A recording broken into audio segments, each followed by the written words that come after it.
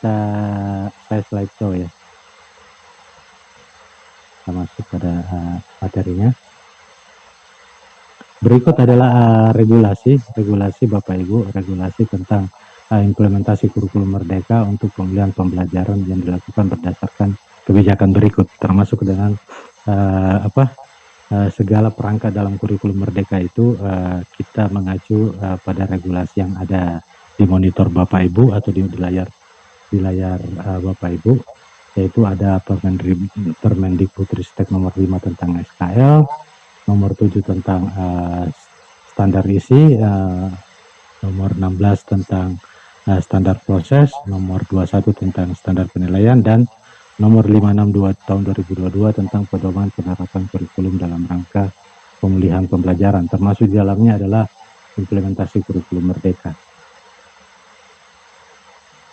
Bapak Ibu, ini adalah 3 karakteristik utama dalam kurikulum merdeka. Sebenarnya mungkin Bapak Ibu sekalian yang sudah sering mendengar tentang kurikulum merdeka ini mungkin sudah pernah mendengar ya, sudah mungkin sering membaca. Bahwasanya karakteristik utama kurikulum merdeka kita itu adalah lebih kepada penyederhanaan konten, fokus pada materi yang esensial. Jadi dari beberapa materi-materi yang dianggap terlalu luas kemarin, kita lebih memilih pada materi dalam konteks kedalaman. Jadi yang lebih kepada esensialnya. Pembelajarannya itu berbasis proyek yang kolaboratif, aplikatif, dan lintas mata pelajaran. Ada yang kita sebut dengan rumusan capaian pembelajaran dan pengaturan jam pembelajaran yang lebih fleksibel untuk merancang kurikulum operasional dan pembelajaran sesuai dengan tingkat kemampuan peserta. Di samping itu kita mengenal ada istilah profil pelajar Pancasila ya, yang mana ada 6 dimensinya, itu berkomunikasi global, gotong royong, kreatif, mandiri, bernilai kritis, dan beriman pada Tuhan Yang Maha Esa, dan berakhlak mulia. Ini semua adalah karakteristik utama daripada kurikulum merdeka itu sendiri. Baik Bapak Ibu, sekarang kita berbicara sedikit tentang kerangka dasar dan struktur kurikulum ya. Kerangka dasarnya itu merupakan adalah landasan utama dalam mengembangkan struktur kurikulum yang menjadi acuan pembelajaran. Kerangka dasar kita juga itu mengarahkan pada kompetensi yang perlu dikuasai peserta didik, karakteristik yang perlu dibangun dan dikembangkan, serta materi pelajaran yang perlu dipelajari peserta didik. Kerangka dasar kita juga dalam kurikulum juga mengatur tentang prinsip-prinsip yang perlu menjadi acuan guru ketika merancang pembelajaran dan penilaian, seperti struktur kurikulum, capaian pembelajaran, dan prinsip pembelajaran dan asesmen. Ini yang menjadi pokok-pokok pikiran atau poin-poin dalam kerangka dasar kita. Sementara dalam sistematika atau bagan atau gambaran umum ya tentang hubungan antara kerangka dasar kurikulum, contoh kerangka pelajar dan kurikulum personal satuan pendidikan dapat dilihat dari gambar yang ada ini, Bapak Ibu. Jadi tentu saja puncaknya itu adalah tetap tujuan pendidikan nasional ya. Namun di bawah tujuan pendidikan nasional langsung ditambah dengan profil pelajar Pancasila. Nah, kita mengacu pada 4 standar dalam merancang kurikulum, dan sampai nanti bagaimana pemerintah menetapkan struktur kurikulum, capai pembelajaran, serta prinsip pembelajaran dan asesmen. Nanti satuan pendidikan tinggal menerjemahkannya dalam bentuk kurikulum operasional satuan pendidikan. Apa kekasan dari kurikulum merdeka? Kekasannya itu pada intrakurikuler itu kegiatan pembelajaran intrakurikuler untuk sistem mata pelajaran itu mengacu pada capaian pembelajaran. Kalau kurikulum terdahulu yang 2 kurikulum terakhir itu kita mengacu pada KIKD atau SKKD. Kalau yang ini kita mengacu pada capaian pembelajaran. Ada terminologi proyek penguatan profil pelajar Pancasila yang biasa juga orang-orang menyamakan sebagai kokurikuler, tapi kita tidak menyebutnya kokurikuler, tetapi langsung menyebutnya proyek penguatan profil pelajar Pancasila, yang mana ini adalah kegiatan khusus yang ditujukan untuk memperkuat upaya pencapaian profil pelajar Pancasila itu sendiri. Seperti itu ya Bapak Ibu. Khusus untuk muatan lokalnya lebih fleksibel melalui 3 pilihan.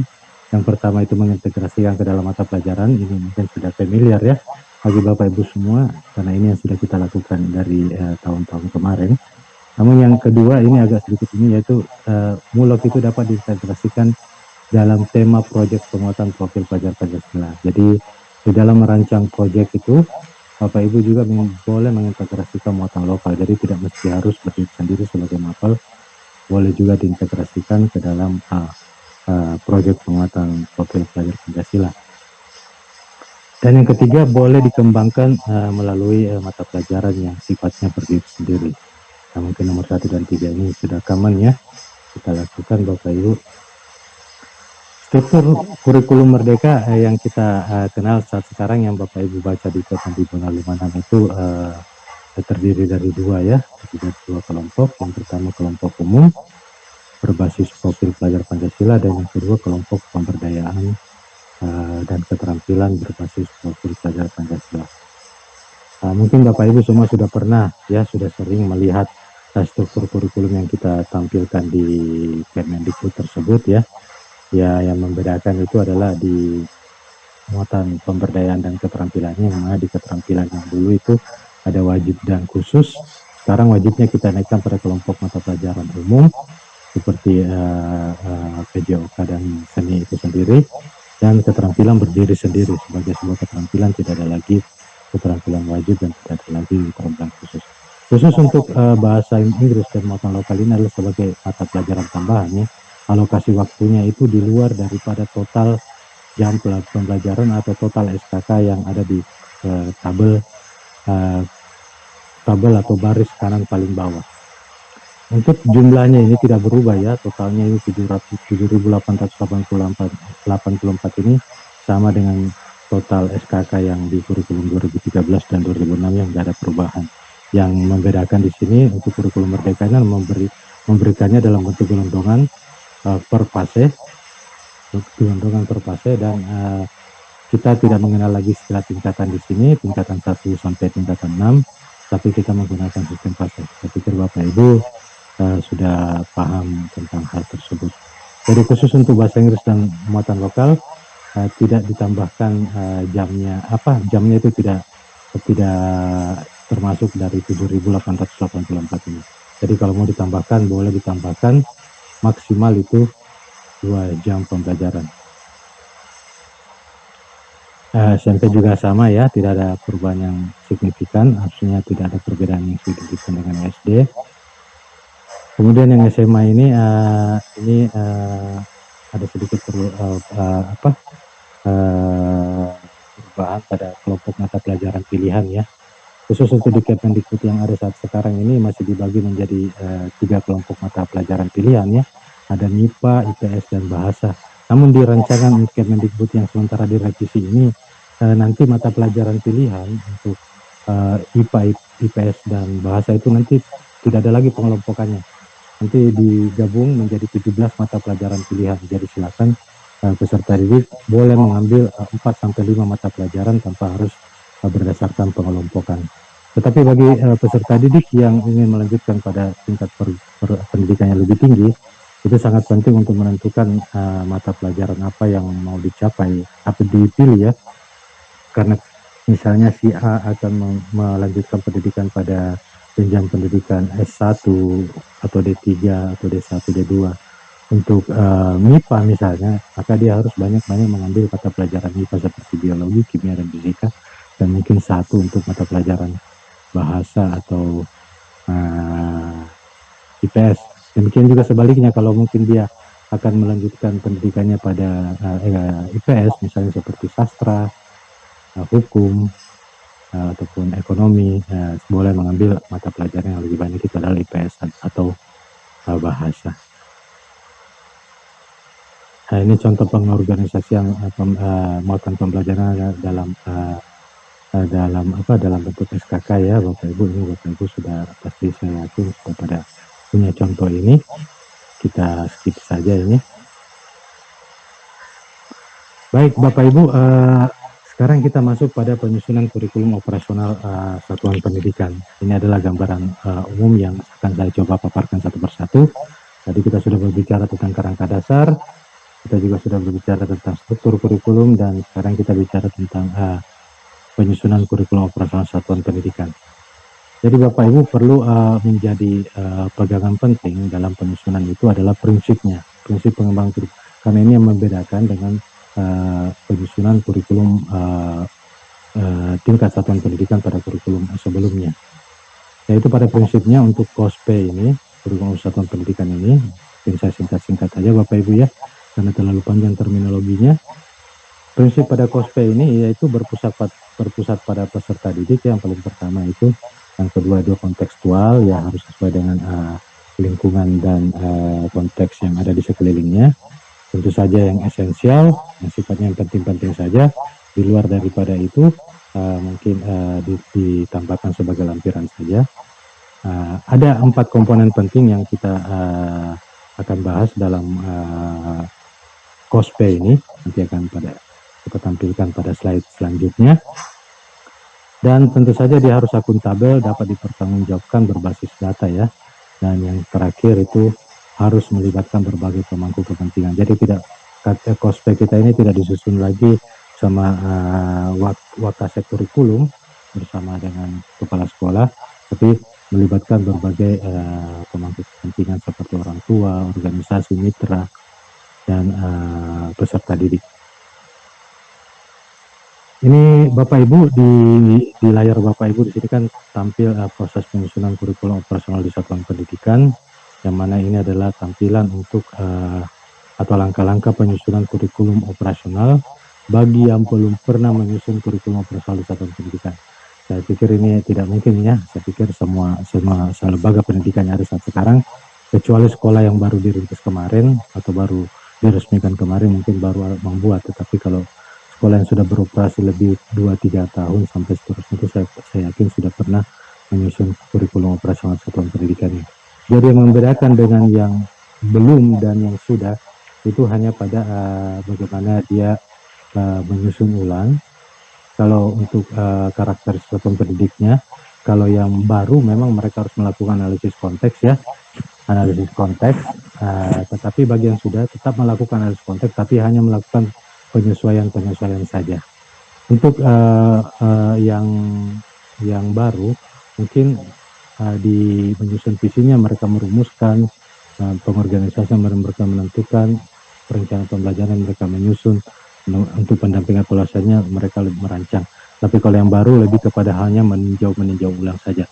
Khusus untuk rencana pembelajaran tetap harus disusun baru ya, disusun baru karena kenapa? Karena capaian pembelajaran kita kan saat sekarang itu sudah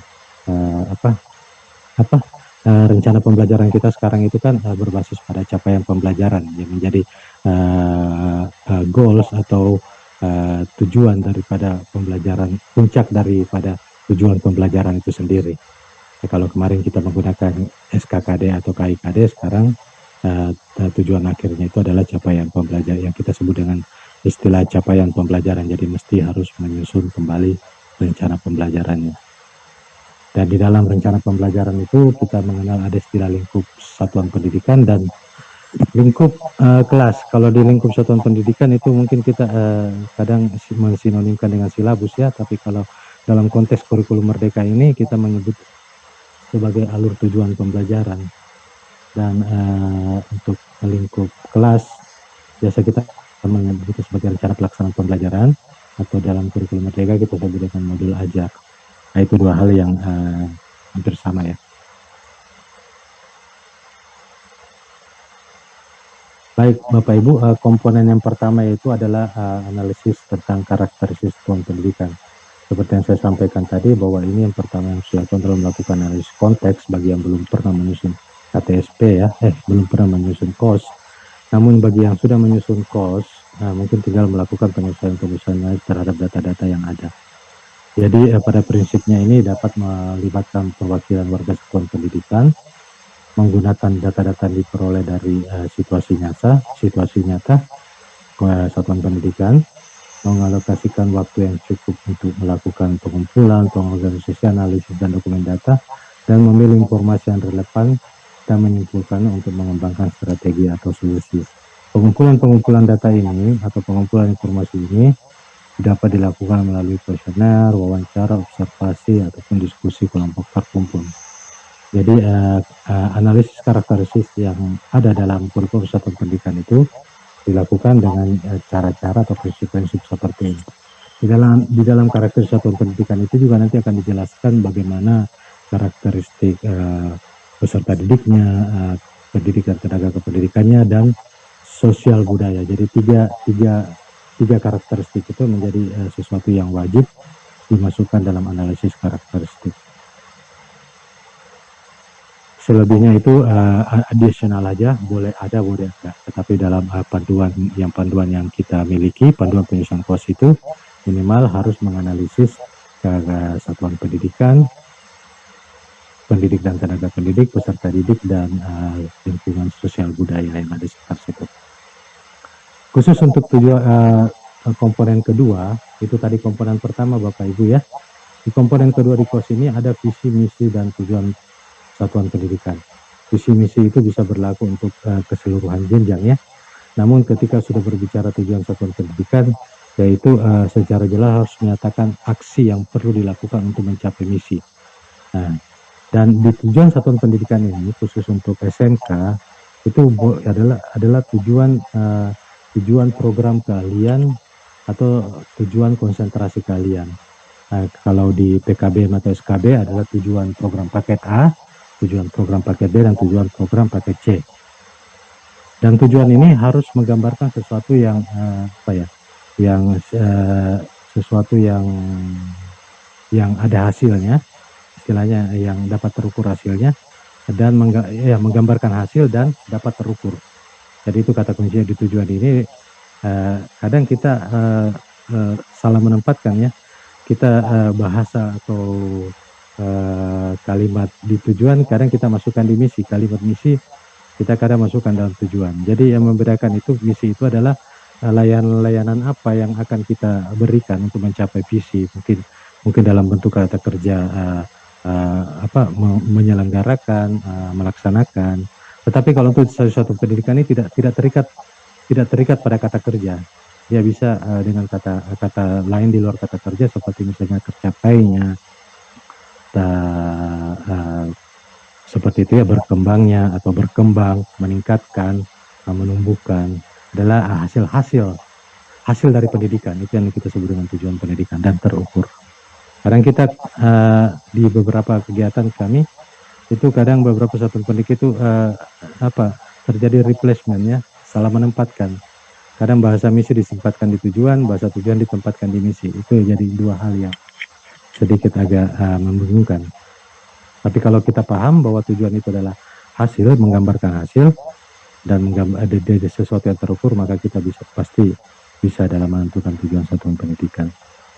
Termasuk juga yang di sekolah luar biasa ya, tujuannya itu nanti di sini dibagi menjadi tujuan SDLB, SMPLB, dan SMALB.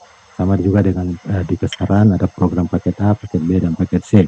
Karena saya yakin tujuan di program paket A itu tentu jauh berbeda dengan tujuan program di paket B. Jadi kita nggak boleh pukul rata tujuan pendidikan ketika PKBM kita menyelenggarakan 3 paket atau 3 program. Komponen ketiga ini pengorganisasian pembelajaran, Bapak Ibu ya. Dalam pengorganisasian pembelajaran ini kita harus mengorganisasikan 3 hal ini. Mengorganisasikan intranya, mengorganisasikan kokurnya atau kita sebut dengan P5, dan mengorganisasikan ekstrakurikulernya. Dalam intrakurikuler itu adalah pembelajaran berisi muatan pelajaran dan muatan tambahan lainnya jika ada mulok. Khusus untuk lembaga pendidikan asing, minimum ada 3 mata pelajaran harus ditetapkan dalam intrakurikulernya. Misalnya agama, bahasa Indonesia, dan Pancasila ya, itu tiga mata pelajaran wajib yang harus ada. Dalam pengorganisasian intrakurikuler, terlebih dahulu Bapak Ibu satuan pendidikan itu harus menentukan dulu pendekatan pembelajaran apa yang mau dipakai di satuan pendidikan itu. Kan pendekatan pembelajaran ditawarkan itu kan ada 4, ada yang sistem blok, integrasi, apalagi itu pendekatan mata pelajaran, dan pendekatan tematik. Nah itu dulu yang menjadi bahan diskusi satuan pendidikan, menentukan pendekatan pembelajarannya sebelum menyusun struktur kurikulumnya. Karena berdasarkan pendekatan pembelajaran kurikulum itu maka akan tergambarkan strukturnya. Kalau Bapak Ibu menggunakan pendekatan mapel ya strukturnya sama dengan yang sudah saya tampilkan tadi di atas. Tetapi kalau Bapak Ibu menggunakan pendekatan sistem blok, maka strukturnya berbeda dengan struktur yang ditampilkan di atas tadi. Ada contoh-contoh pendekatan itu dalam struktur itu dalam panduan penyusunan KOS ya. Di pengorganisasian P5 juga Bapak Ibu harus menjelaskan memilih dimensi profil pelajar Pancasila apa yang mau difokuskan dan dicapai melalui tema apa. Tidak usah semuanya, karena kalau semuanya nanti takutnya bias. Jadi di satuan pendidikan boleh mengambil beberapa saja, tetapi itu menjadi fokus. Beberapa dimensi P3 maksud saya ya, tapi itu menjadi fokus. Dan itu digambarkan di dalam pengorganisasian P5. Dalam pengorganisasian P5 di komponen ketiga ini itu minimal menggambarkan kelasnya, ya ada kelas semester berapa, ada temanya apa, dimensinya yang mau dicapai apa, dan alokasi waktu atau waktu pelaksanaannya. Minimal menggambarkan itu. Jadi tidak perlu terlalu banyak, secara gambaran umum saja. Namun nanti secara perencanaan pembelajarannya bisa dimasukkan di dalam komponen keempat perencanaan pembelajaran atau boleh ditambahkan dalam lampiran. Tetapi dalam pengorganisasian pembelajaran ini adalah gambaran umumnya saja. Jadi KOSP kita ini tidak terlalu tebal Bapak Ibu ya. Jadi semua yang esensial-esensial saja. Yang orang gampang baca, orang gampang ngerti, orang bisa langsung tahu, oh seperti ini gambarannya. Jadi tidak perlu menambahkan segala hal-hal yang sifatnya edisional atau komplementer ya. Seperti rujukan-rujukan regulasi lah, segala macam yang panjang. Bahkan termasuk kalender akademik kalau bisa masuk ke dalam lampiran itu sendiri. Jadi kospek kita batang tubuhnya itu tidak terlalu tebal-tebal amat. Belasan halaman sampai 20 halaman jadi cukup ya kayaknya. Ada juga pengorganisasian eskul, ini kita lewatkan aja nih Bapak Ibu sudah tahu ya. Ini boleh dalam bentuk narasi, boleh dalam bentuk tabel. Bagaimana Bapak Ibu mengorganisasikan eskulnya di satuan pendidikan. Ini tadi yang saya sebut dengan pendekatan belajarnya. Sebelum menggambarkan atau menyusun strukturnya, Bapak Ibu harus pilih ini dulu. Karena berdasarkan pemilihan ini, maka struktur kurikulum Bapak Ibu itu akan mengacu pada pendekatan ini. Ya, kalau pakai struktur yang tadi di atas, pasti Bapak Ibu menggunakan pendekatan mata pelajaran, itu sudah otomatis. Nah, kalau pendekatan tematik beda lagi strukturnya, gambaran atau tabelnya, integrasi juga maupun dalam waktu sistem blok. Semua pendekatan ini contoh-contoh strukturnya bisa Bapak Ibu lihat di pendekatan di panduan KOS ya. Silakan baca KOS-nya. Komponen keempat, ini adalah komponen inti terakhir ya, selain tiga komponen inti yang saya sudah jelaskan tadi. Jadi yang pertama itu di dalam komponen perencanaan pembelajaran itu ada ruang lingkup satuan pendidikan Bapak Ibu, dan ada ruang lingkup kelas. Untuk ruang lingkup satuan pendidikan di batang tubuh KOS Bapak Ibu itu digambarkan saja bagaimana satuan pendidikan menurunkan satu contoh mata pelajaran dengan cara memberikan satu contoh bagaimana sebuah CP itu diturunkan dalam bentuk ATP atau alur tujuan pembelajaran. Itu untuk ruang lingkup satuan pendidikan saya, karena tuntutannya itu.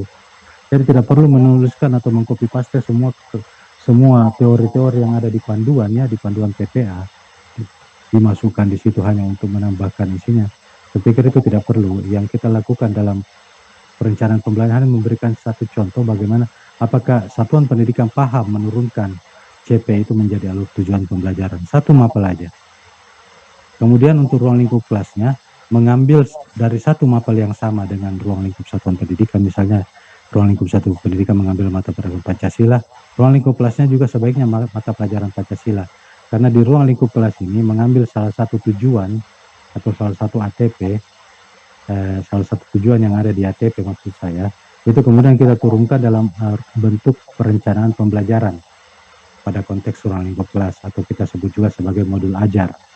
Jadi bagaimana di ruang lingkup kelas ini kita menyusun sebuah RPP ya, begitu kasarnya sebuah modul ajar berdasarkan tujuan yang ada atau sudah kita susun di ruang lingkup satuan pendidikan ini. Jadi hierarkinya jelas Bapak Ibu. Jangan buat di ruang lingkup satuan pendidikan mata pelajarannya matematika, ruang lingkup kelasnya mata pelajaran Pancasila. Ya sebenarnya boleh-boleh saja, tetapi kita nggak melihat alurnya seperti yang digambarkan di tabel 4 tabel di bawah ini, 4 kotak di bawah ini. Sebenarnya yang kita ingin sampaikan itu bagaimana satuan pendidikan itu paham sebenarnya tentang CP itu sendiri. Kemudian setelah mereka paham itu mereka bisa merumuskan tujuan pembelajarannya berdasarkan CP itu. Dan bagaimana kemudian menyusunnya dalam bentuk alur, bisa dalam bentuk deduktif, scaffolding, hierarki, prosedural, dan satunya apa itu saya lupa. Nanti kita lihat di slide berikutnya ya Bapak Ibu. Lalu kemudian merancang pembelajaran.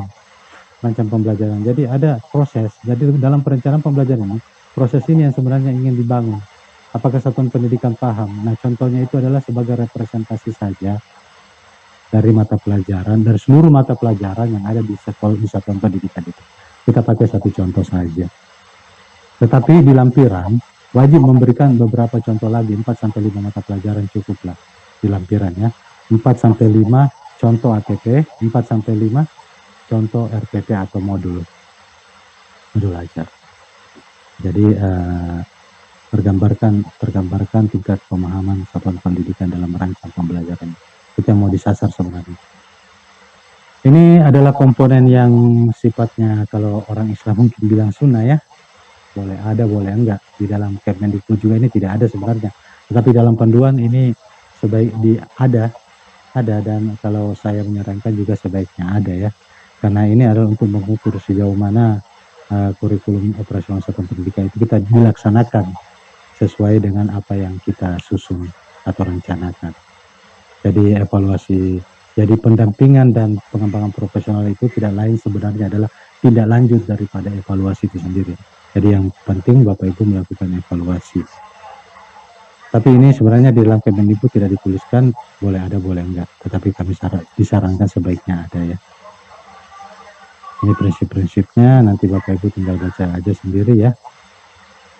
Kemudian kita masuk kepada ini, penyusunan perencanaan pembelajaran. Jadi tadi dalam IKM itu kita sudah bicara tentang struktur, kerangka dasar, kosnya. Sekarang kita bicara tentang perencanaan pembelajarannya. Perencanaan pembelajaran dalam konteks kurikulum merdeka kita ini kita mengenal ada istilah capaian pembelajaran ya Bapak Ibu ya. Capaian pembelajaran ini adalah kompetensi pembelajaran harus dicapai peserta didik di setiap fase. Dimulai dari fase fondasi atau PAUD sampai kepada fase F di jenjang pendidikan menengah. Jadi kalau di PAUD kita sebutnya fase fondasi ya Bapak Ibu. Kalau untuk SD kelas 1, fase 1-2, fase A, kemudian demikian seterusnya sampai fase F. Saya pikir Bapak Ibu juga sudah sangat familiar dengan istilah ini ya, dengan penjenjangan ini. Bapak Ibu yang sudah pernah menyusun CP, mungkin beberapa dari teman-teman kita di sini sudah pernah menyusun CP ya, khususnya yang terlibat kemarin dalam penyusunan kurikulum pendidikan kesetaraan ya. Teman-teman dari pendidikan kesetaraan, ada beberapa praktisi sudah pernah menyusun CP. CP yang kita susun kemarin itu adalah CP pemberdayaan dan keterampilan ya. Bagi Bapak Ibu yang sudah pernah merasakan menyusun CP pasti tahu isi atau komponen-komponen apa yang ada dalam CP itu.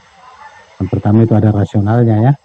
Ada rasional dari CP itu sendiri. Jadi Bapak Ibu ini sangat penting ya Bapak Ibu ya. Ketika nanti Bapak Ibu ingin menyusun sebuah capaian pembelajaran untuk program keterampilan, karena yang kami susun kemarin itu baru 9 program ya, tidak mungkin mengakomodir kata Pak Posi sekitar ratusan program keterampilan. Jadi Bapak Ibu yang tidak ada yang memiliki keterampilan apa program keterampilan di satuan pendidikan, namun belum dalam bentuk capaian pembelajaran, maka Bapak Ibu tidak boleh menggunakan itu kalau menggunakan kurikulum merdeka. Bapak Ibu harus merubahnya dulu dalam konteks capaian pembelajaran. Karena di keterampilan itu sendiri dan pemberdayaan itu sendiri nanti kita ajarkan atau kita laksanakan dalam bentuk proyek P5. Jadi bagaimana mungkin Bapak Ibu melaksanakan proyek P5 ketika Bapak Ibu belum menyusun capaian pembelajaran untuk keterampilan yang Bapak Ibu mau laksanakan. Tetapi kalau misalnya Bapak Ibu dari 9 keterampilan yang kita sudah susun kemarin bersama teman-teman itu, kalau ada di situ ya ada di situ misalnya tata boga, tata busana, office, robotika, dan itu ada di satuan pendidikan Bapak Ibu. Ya Bapak Ibu tinggal mengadopsi aja, mengadopsi dan mengadaptasi aja CP itu. Tapi kalau enggak, belum ada, Bapak Ibu wajib menyusun CP. Nah, komponen CP ini ada rasional ya, jadi nanti ketika menyusun CP dibuat menjadi 5 bagian besar. Ada rasional mata pelajaran, itu tentang mapel itu sendiri, terkait dan keterkaitan mapel itu dengan profil pelajar Pancasila. Ada tujuan mata pelajaran, tujuan yang harus peserta didik dapatkan atau capai melalui pelajaran tersebut. Ada karakteristik mapel yang berisi tentang deskripsi umum dan elemen-elemen atau strand atau area dalam mapel tersebut. Kemudian ada capaian dalam capaian dan CP atau capaian dalam setiap fase menurut elemennya, berdasarkan elemennya. Ada juga capaian fase secara keseluruhan, misalnya fase A, fase B, fase C, fase D, dan seterusnya. Ini adalah komponen-komponen besar yang harus ada dalam capaian pembelajaran Bapak Ibu ketika menyusun capaian pembelajaran. Dan untuk ketika Bapak Ibu menyusun capaian pembelajaran untuk program keterampilan, kita sudah menyusunkan panduannya. Jadi nanti Bapak Ibu tinggal melihat panduan penyusunan CP keterampilan pada pendidikan restoran. Ada panduannya. Nah, Bapak Ibu, kita di sini kita juga harus memahami ya bagaimana sih bentuk dalam CP itu sendiri. Prinsip penyelesaian CP itu disusun menggunakan pendekatan konstruktivisme, ya, di mana pengetahuan itu dibangun berdasarkan pengalaman yang nyata dan kontekstual. Konsep memahami dalam CP itu ada dalam CP itu bukan seperti konteks memahami dalam taksonomi Bloom, Weiss Anderson, ya, bukan seperti itu. Jadi konteks memahami dalam CP yang ada dalam CP itu konteks yang lebih abstrak, lebih umum dan lebih general.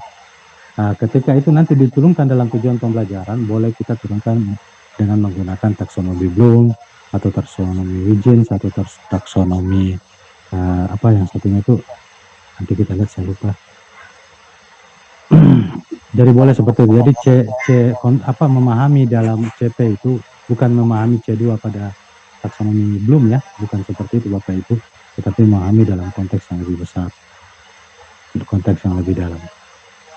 Jadi jangan terpaku ketika memahami membaca sebuah CP dengan kemudian menemukan kompetensi yang di awalnya itu dimulai dengan kata memahami. Jangan langsung mengacu kepada taksonomi Bloom. Jadi bukan seperti itu. Di dalam CP juga kita mengenal ada istilah elemen, ya. Di setiap CP suatu mapel itu memiliki beberapa elemen atau kelompok kompetensi. Bisa juga yang kita sebut juga sebagai strand, bisa juga sebagai area, tetapi dalam CP ini kita sebutnya sebagai elemen, ya. Masing-masing elemen tersebut memiliki capaian per fasenya sendiri-sendiri dan saling menunjang untuk mencapai pemahaman dituju. Misalnya saja nih, untuk capaian pembelajaran matematika, elemennya itu ada elemen bilangan, aljabar, pengukuran, geometri, dan analisis data dan peluang.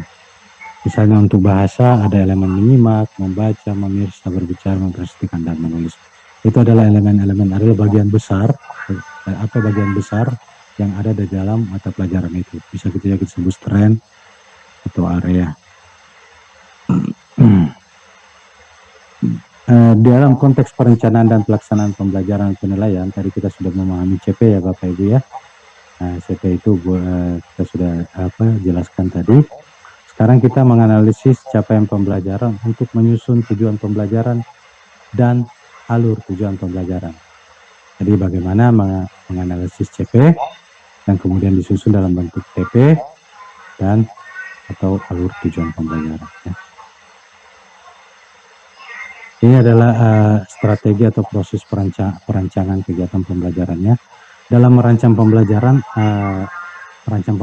ya, pendidik itu dapat mengembangkan sepenuhnya ATP dan atau perencanaan pembelajaran. Jadi pendidik bisa menentukan atau mengembangkan sendiri sepenuhnya ATP-nya. Boleh juga mengembangkan ATP itu berdasarkan contoh-contoh yang disediakan pemerintah. Boleh juga menggunakan contoh yang sudah disediakan. Jadi kalau nomor 3 ini menggunakan contoh yang disediakan betul-betul mengadopsi, ya. Kalau nomor 2 ini pendidik itu mengadaptasi bahasanya. Kalau yang nomor 1 ini betul-betul pendidik itu sudah mandiri, sudah paham, dan dia merancang alur tujuan pendidikannya sendiri. Jadi pendidik itu menentukan pilihan tersebut berdasarkan kemampuannya masing-masing. Ini 4 tabel ini seperti yang saya jelaskan tadi, mulai dari memahami CP, merumuskan tujuan, menyusun alur tujuan, kemudian merencanakan pembelajaran. Merancang pembelajaran, menyusun alur tujuan atau tujuan itu bisa menggunakan tiga pendekatan itu atau 3 strategi. Boleh adaptasi, adopsi, atau mengembangkan sendiri. Tujuan pembelajaran atau TP itu adalah rangkaian tujuan pembelajaran yang tersusun secara sistematis menurut urutan dari awal hingga akhir fase. Jadi itu definisi daripada alur tujuan pembelajaran itu sendiri, Bapak Ibu ya. Kalau untuk tujuan pembelajaran itu sendiri, itu kan biasanya komponennya ada 2 ya. Sama dengan kompetensi dasar kita yang kemarin, komponennya ada 2. Yaitu yang pertama adalah kompetensi, yang kedua adalah lingkup materi. Itu aja. Misalnya kompetensinya memahami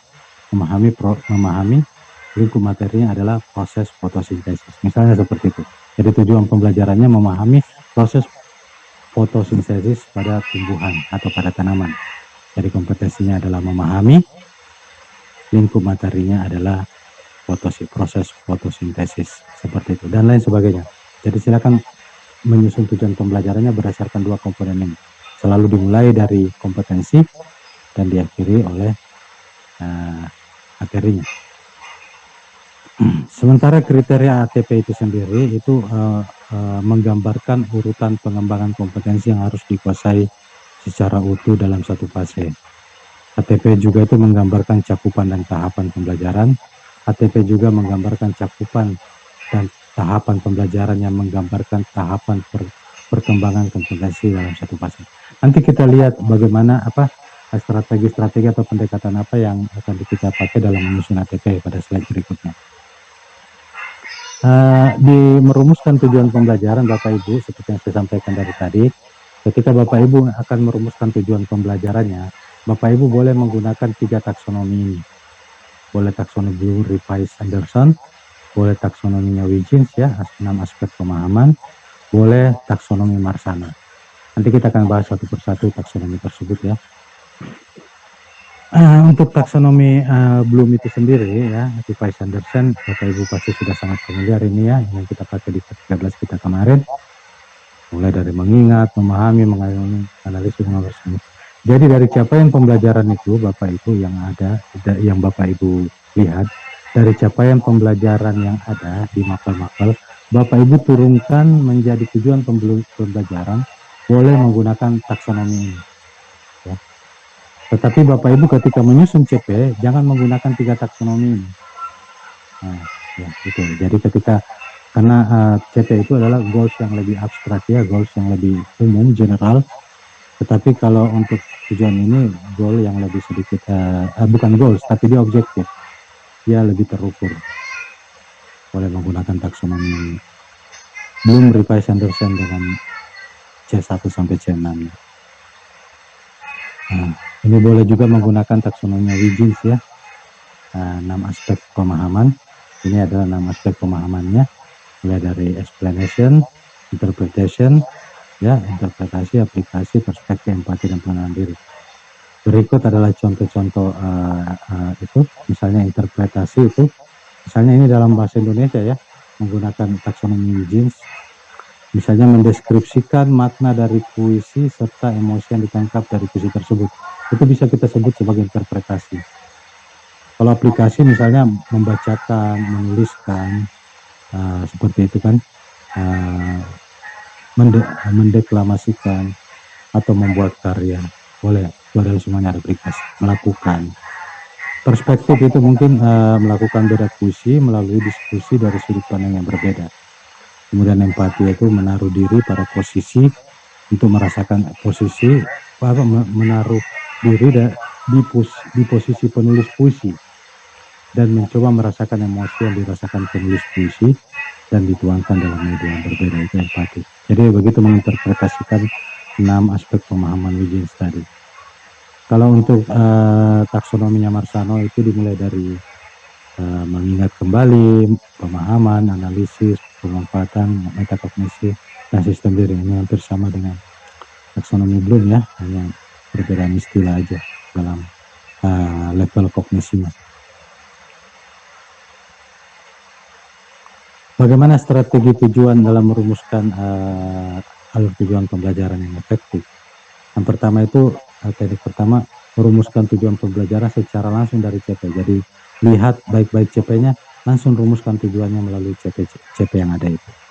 Teknik kedua itu bisa merumuskan CP dengan menganalisis kompetensi-kompetensi apa yang ada dalam CP itu. Akan ada dalam CP itu ada beberapa kompetensi yang ada dalam situ. Dan bagi juga dengan lingkup materi yang ada dalam situ. Jadi tinggal memasangkan kompetensi dan lingkup materinya. Dan boleh juga menggunakan teknik ketiga itu, misalnya merumuskan tujuan pembelajaran lintas elemen.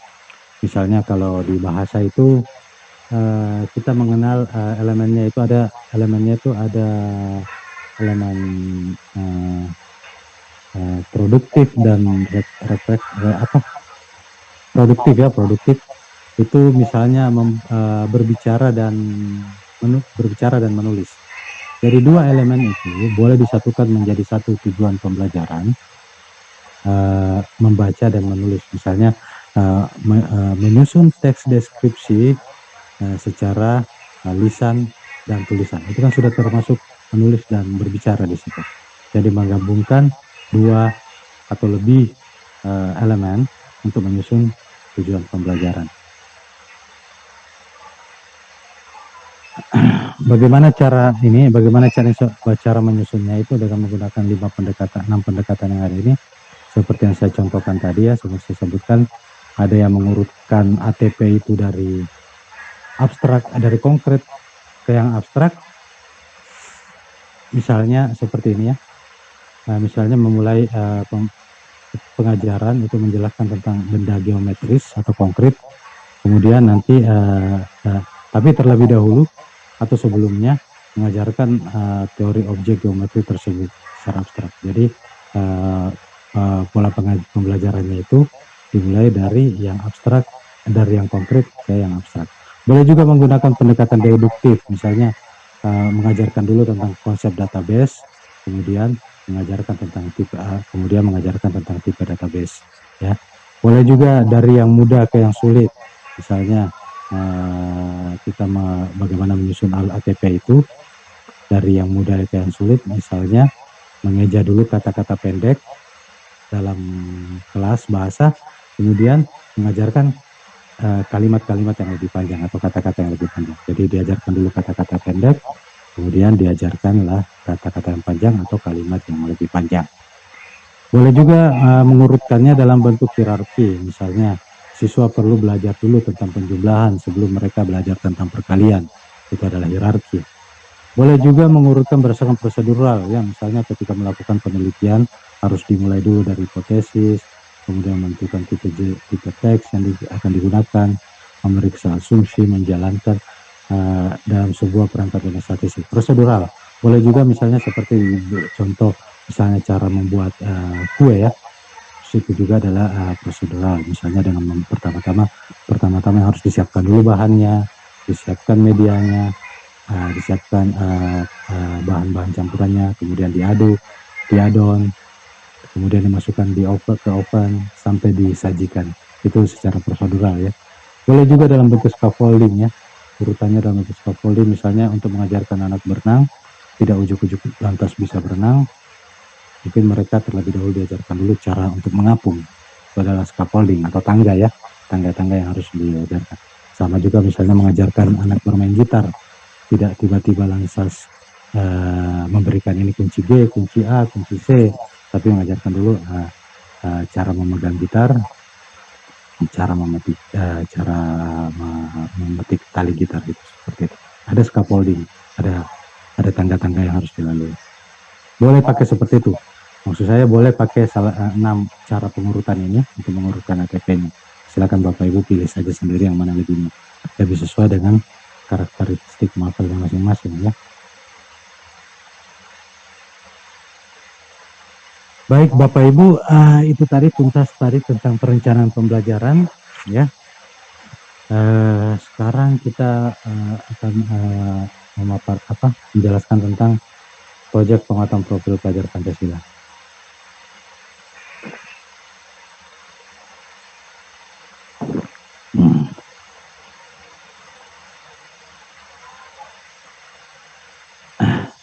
Baik Bapak Ibu, di dalam Kemendikbud 56 itu sudah jelas ya apa yang dimaksud dengan P5 itu merupakan kegiatan kokurikuler berbasis proyek yang dirancang untuk menguatkan pencapaian kompetensi dan karakter sesuai dengan profil pelajar Pancasila yang disusun berdasarkan standar kompetensi lulusan ya.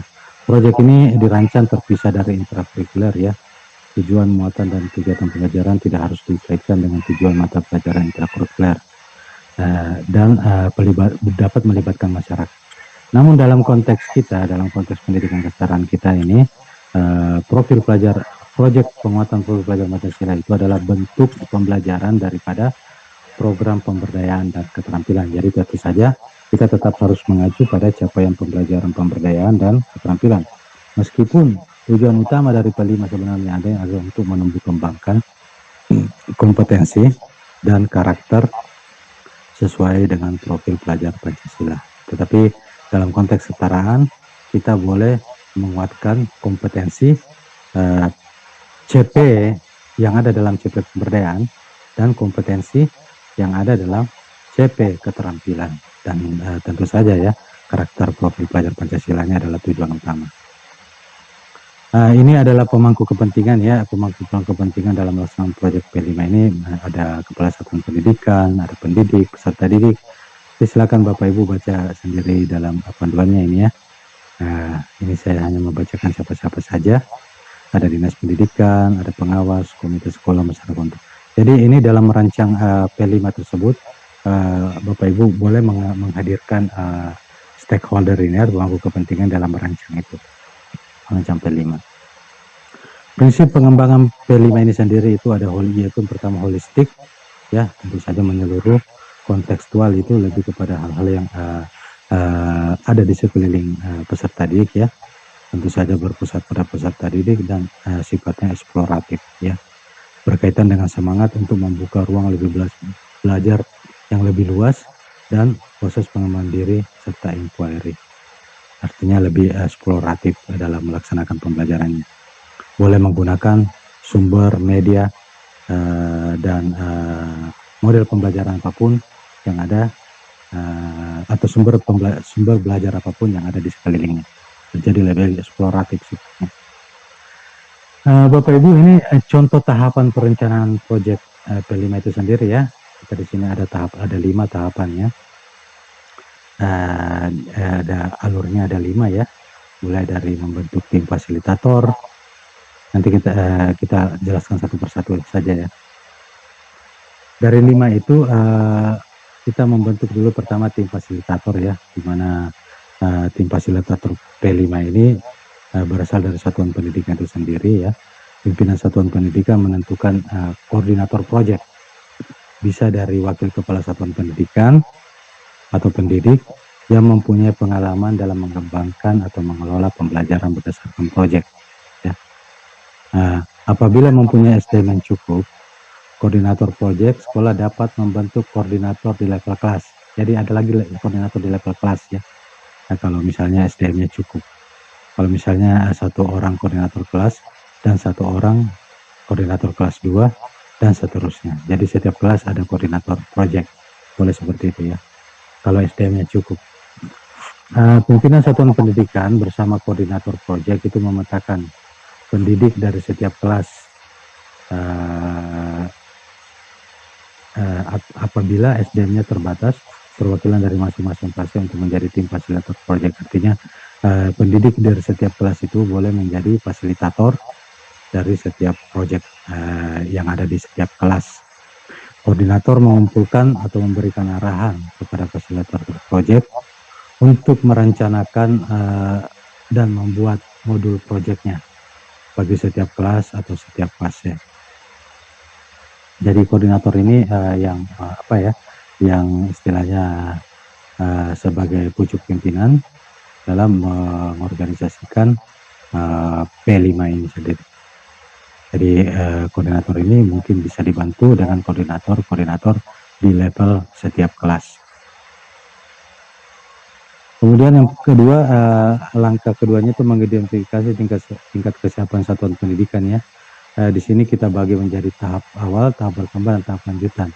Tahap awal itu mungkin satuan pendidikan itu dipancing dengan pertanyaan pemantik, seberapa banyak pendidik yang pernah melaksanakan pembelajaran berbasis proyek. Kalau dia di bawah 50%, berarti masuk pada kategori tahap awal ya. Nah, kemudian ini adalah semua pertanyaan pemantik untuk mengukur satuan pendidikan itu sebenarnya berada di tahap apa, di tahap berkembangkah apa di tahap lanjutan. Kalau di tahap lanjutan tentu saja ini lebih komplit ya, lebih komplit dari segi daya dukung untuk menyusun P5-nya itu sendiri. Jadi identifikasi satuan pendidikan ini dikategorikan menjadi 3 tahap ini dengan pertanyaan-pertanyaan pemantik seperti ini ya. Kemudian langkah ketiganya itu merancang dimensi, tema, dan alokasi waktu proyeknya. Ya, yaitu pemilihan dimensi.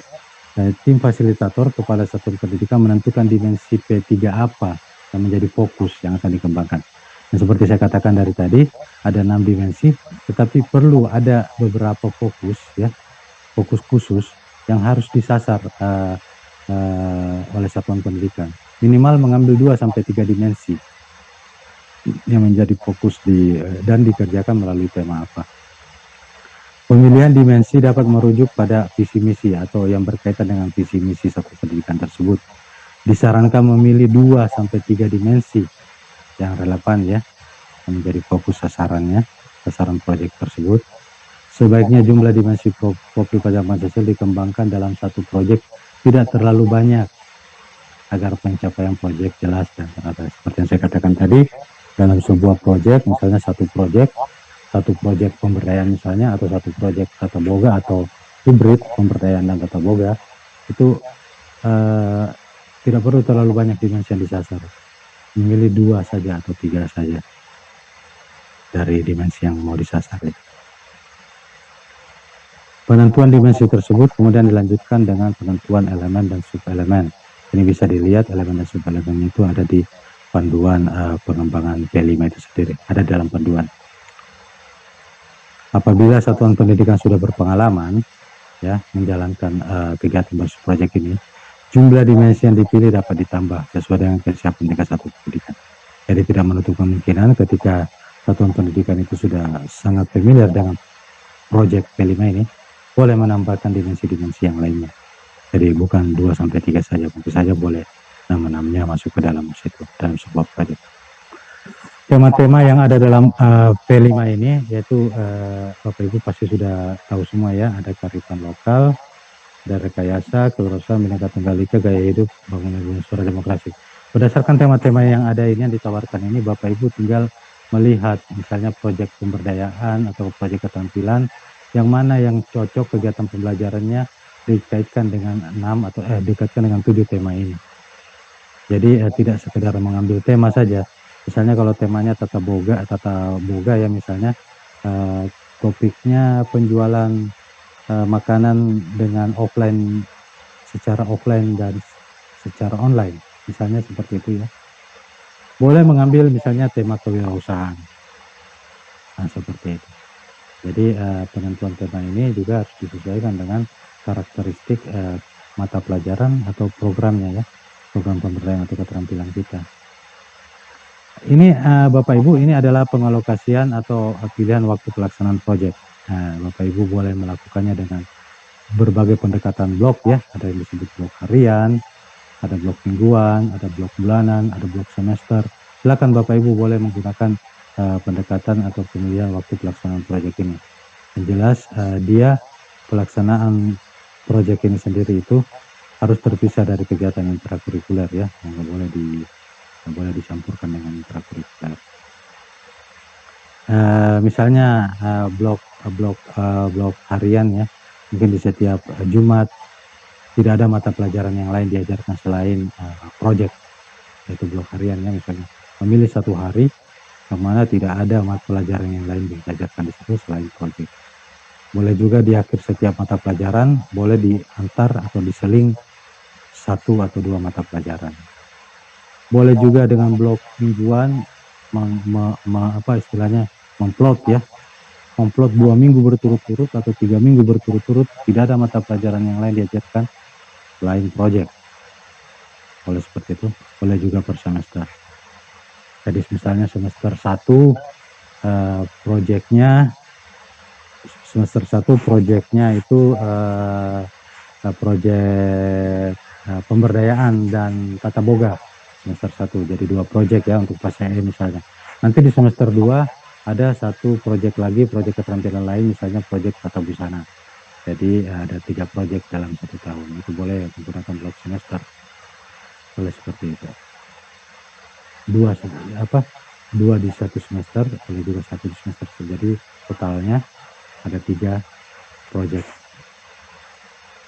dalam 1 tahun. Ini contoh pemetaan dimensi, tema, dan alokasi waktu proyek. Ini juga dapat kita jadikan dalam dijadikan sebagai contoh ketika akan menggambarkan pengorganisasian proyek P5 di dalam pengorganisasian pembelajaran dalam kos kita. Di bagian 3 tadi ada pengorganisasian P5, boleh menggunakan seperti ini.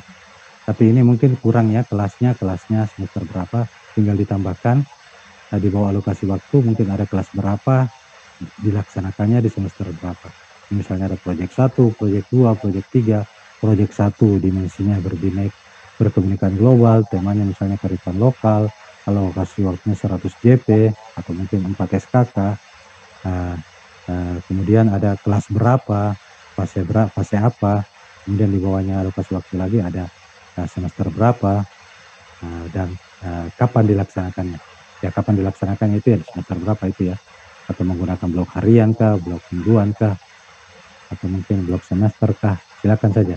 Jadi ini boleh dijadikan sebagai tabel ini boleh dijadikan sebagai gambaran pengorganisasian P5 dalam pengorganisasian pembelajaran yang ada dalam KOS ya. Pengorganisasian pembelajaran yang ada dalam KOS tadi kan kita ada 3, intra, P5, dan ekstra. Khusus untuk P5 boleh menggunakan ini sebagai contohnya. Tapi tinggal menambahkan kelasnya, semesternya, dan kapan dilaksanakannya. Bagaimana cara menyusun modul atau rencana pelaksanaan proyek pengembangan program Pancasila? Yaitu boleh Bapak Ibu mengadaptasi modul yang sudah ada, ya, artinya yang sudah disiapkan pemerintah. Sudah ada beberapa contoh modul proyek, dan boleh juga membuat modul secara mandiri. Nah, ini pertanyaannya, kalau kita di pendidikan kesetaraan, modul kita ini kan memang belum ada sama sekali untuk P5 ini ya. Contohnya juga baru 1 di panduan P5 kalau tidak salah, ya, kalau tidak salah. Tapi kalau Bapak Ibu ingin membuat modul sendiri atau membuat rencana pelaksanaan pembelajaran sendiri untuk P5, Bapak Ibu itu harus menurunkan CP-CP itu dulu dalam bentuk KTP ya. Itu dulu yang pertama-tama Bapak Ibu lakukan. Jadi pemberdayaan dan keterampilan itu CP-CP-nya diturunkan dulu dalam bentuk KTP, sehingga jelas hierarkinya, jelas alurnya. Kemudian dari ATP itu atau dari tujuan itu, kemudian kita turunkan dia dalam bentuk modul atau rencana pelaksanaan pembelajaran atau RPP. Komponen modul itu seperti ini, minimal terdiri dari 3 aspek komponen ini ya. Harus ada tujuan, harus ada aktivitas, dan harus ada asesmen. Lebih daripada komponen ini juga boleh saja, tetapi komponen wajibnya ini 3, ada tujuan, ada aktivitas, dan asesmen. Itu komponen modul atau komponen LPP-nya Bapak Ibu ya, kalau Bapak Ibu ingin menyusun sendiri. Dalam konteks kesetaraan, program pemberdayaan dan keterampilan kita itu otomatis berbasis profil pelajar Pancasila dalam bentuk P5 ya Bapak Ibu. Jadi program pemberdayaan keterampilan itu dilaksanakan dalam bentuk P5. Pelaksanaan proyek itu dapat dilakukan secara terpisah ataupun hibrid. Jadi pemberdayaan sendiri proyeknya, keterampilan sendiri proyeknya, boleh juga dilakukan secara hibrid. Hibrid artinya ada 2 tujuan pembelajaran yang digabungkan menjadi digabungkan dalam 1 kegiatan pembelajaran. tujuan pembelajaran pemberdayaan, dan tujuan pembelajaran keterampilan. Digabungkan dua tujuan tersebut dalam sebuah kegiatan pembelajaran. Dalam contoh P5 ya, panduan P5 kita itu disuguhkan beberapa alur ya, sequence dalam menyusun P5, tetapi kita lebih condong memilih contoh yang ketiga. Jadi yang kita contohkan itu adalah contoh yang ketiga itu Bapak Ibu ya, dan temukan, bayangkan, lakukan, bagikan. Dalam ini adalah bisa juga disebut sebagai sintaks ya. Sintaks kita dalam melaksanakan proyek itu di tahap pertama mungkin temukan dulu apa yang mau menjadi masalah, temukan dulu kira-kira temanya seperti apa, proyeknya seperti apa, kemudian bayangkan temanya nanti berjalan, pelaksanaan kegiatannya seperti apa, kemudian dilakukan. Di konteks lakukan ini disinilah diberikan kebebasan semerdeka-merdekanya Bapak Ibu dalam memilih pendekatan pembelajaran atau model pembelajarannya. Jadi dalam mengajarkan keterampilan ya, misalnya tata boga, di sini intinya di konteks lakukan ini. Misalnya dalam mengajarkan keterampilan tata boga, tata busana, dengan menggunakan misalnya product based learning, project based learning, inquiry 5M, silakan di poin lakukan ini. Nanti untuk sintaks bagikan, ini lebih kepada produk apa yang dihasilkan dari proyek tersebut. Misalnya proyek tata boga, proyek keterampilan tata boga, mungkin hasilnya adalah makanan, proyek misalnya proyek keterampilan tata busana, mungkin hasilnya adalah busana ya, seperti itu dan lain sebagainya. Ini Bapak Ibu yang harus diperhatikan dalam menyusun proyek pada pendidikan kesetaraan kita. Yang pertama Bapak Ibu harus menentukan dulu alokasi SKK-nya ya. Jadi besar kecilnya SKK itu sangat ditentukan ya, sangat menentukan bagaimana atau selama apa, sejauh apa atau selama apa proyek tersebut dilaksanakan ya. Kemudian alokasi SKK untuk setiap proyek tidak harus sama ya. Jadi untuk mengetahui dia lebih besar atau lebih kecil, tolong yang pertama dilakukan itu adalah dengan cara membaca CP-CP-nya ya. Jadi alokasi SKK itu sangat tergantung dari program keterampilan dan atau program pemberdayaan yang akan kita capai, capaian pembelajarannya. Jadi tidak mesti harus sama ya. Satu proyek dapat dilakukan dengan SKK yang lebih banyak daripada proyek lainnya. Jika misalnya tingkat kesulitan daripada proyek tersebut atau keterampilan tersebut lebih sulit atau lebih lama waktu proses pengerjaannya daripada proyek-proyek atau keterampilan-keterampilan yang lainnya. Waktu pelaksanaan P5 ditetapkan berdasarkan kesepakatan antar satuan pendidikan, peserta didik, lingkungan ya. Sangat penting untuk membuat urutan waktu dalam pengerjaan proyek. Topik kegiatan pemberdayaan atau keterampilan dipilih yang relevan sesuai dengan tema yang sudah ditetapkan dan relevan dengan capaian pembelajaran. Jadi topik kegiatan pemberdayaan, jadi setelah menentukan temanya itu, kita tentukan topiknya. Topiknya itu harus relevan dengan CP dan harus relevan dengan temanya. Jadi kita nggak sembarang juga menentukan topiknya ya. Dan aktivitas pembelajaran proyek ini bisa dilakukan di satuan pendidikan, di lingkungan peserta didik, misalnya di lingkungan tempat tinggalnya ya. Boleh dilakukan di lembaga lain, boleh di dunia maya, dan boleh kombinasi dari tempat-tempatnya itu. Baik Bapak Ibu, sekarang kita sampai kepada bagaimana kita menyusun rapor P5 itu sendiri ya. Ini kita ditawarkan ada 3 prinsip rancangan rapor itu, yaitu menunjukkan keterpaduan, itu prinsip pertama, yang kedua tidak menjadi beban administratif, dan yang ketiga kompetensinya secara utuh. Itu prinsip dalam penyusunan atau merancang rapor proyek P5. Misalnya seperti ini Bapak Ibu ya. Rapornya ini pertama untuk proyek 1 itu dideskripsikan dulu sebelah kiri ini. Itu terlalu kecil nggak kelihatannya, tapi nanti Bapak Ibu bisa baca PPT ini. Itu deskripsikan dulu proyeknya. Kemudian untuk mengukur dimensinya, sini kita turunkan dari misalnya dimensinya berkebinekaan global ya. Nanti diturunkan lagi menjadi elemen atau sub elemennya. Nah ini nanti tinggal dikasih kriteria, bila berkembang, sudah berkembang, dan seterusnya. Ada tinggal dicentang-centang saja. Jadi kalau misalnya cuma dalam proyek itu cuma dua dimensi yang disasar, berarti ukurannya cuma dua, misalnya berkemenangan global aja dan bergotong royong. Selebihnya yang lainnya dimensi yang lain tidak ada. Jadi dua aja yang ditampilkan.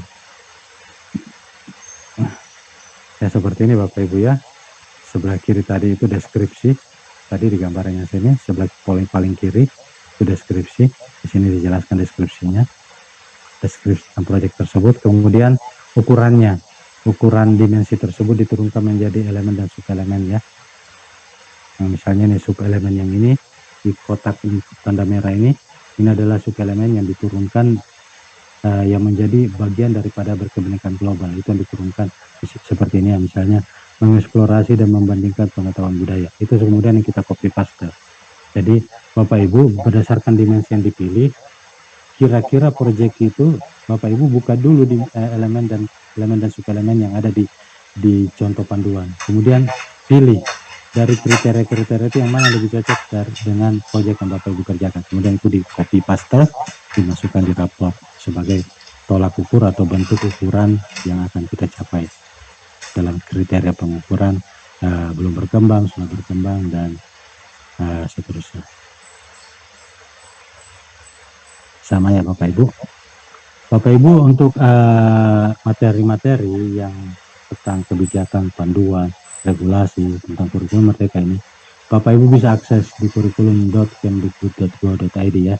Semua tentang regulasi, tentang kebijakan dan panduan ada di dalam kurikulum link ini. Baik Bapak Ibu,